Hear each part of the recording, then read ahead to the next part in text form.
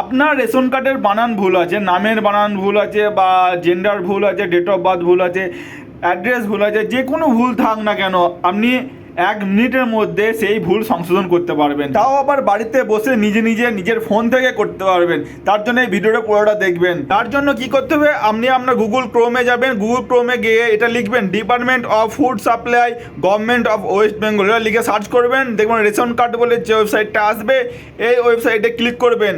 এই ওয়েবসাইটে ক্লিক করার পর আপনি হোম পেজে দেখতে পাবেন, এই যে হোম পেজ।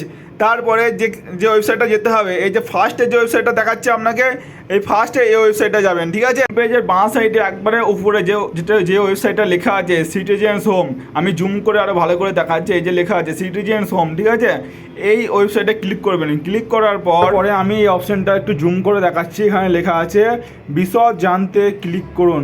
এই বিশদ জানতে ক্লিক করুন লেখা আছে, এখানে ক্লিক করবেন, ঠিক আছে। এখানে ক্লিক করার পর নেক্সট যে অপশানটা আসবে সেটা হচ্ছে এই পেজটা আসবে। এই পেজটা কী লেখা আছে আমি জুম করে দেখাচ্ছি।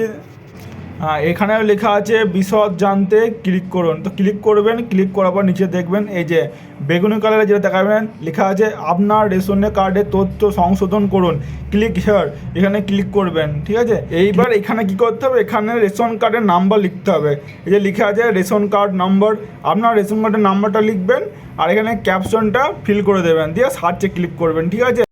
এই দেখুন সার্চে ক্লিক করার পর আপনার রেশন কার্ডের তথ্য সব চলে আসবে, ঠিক আছে। এখানে লেখা থাকে মানে কী চেঞ্জ করতে চান, নাম, এজ, জেন্ডার, অ্যাড্রেস, কী চেঞ্জ করতে চান আপনি, সেই বক্সে ক্লিক করবেন। ক্লিক করার পর আপনি সেন্ড ওটিপি করবেন, নিচে একটু যাবেন, নিচে দেখুন স্ক্রল ডাউন করছে, এই যে ফাঁকা যে বক্সটা দেখছেন এই বক্সে ক্লিক করবেন, দিয়ে লিখবেন নিচে সেন্ড ওটিপি আছে, সেন্ড ওটিপিতে ক্লিক করবেন। ওটিপিতে ক্লিক করার পর ফোনে একটা ওটিপি আসবে ওই নাম্বারে, ওটিপিটা এখানে দিয়ে দেবেন। দিয়ে দেওয়ার পর অটোমেটিক আপনার আধার কার্ডটা ওই উপরে শো করবে, মানে আর কোনো সাবমিট বা কিছু অপশান আসবে না। ওটিপি দেওয়ার পর অটোমেটিক আপনার আধার কার্ডটা শো করবে, যেমনই আধার কার্ডটা শো করবে তারপর আমি দেখাচ্ছি।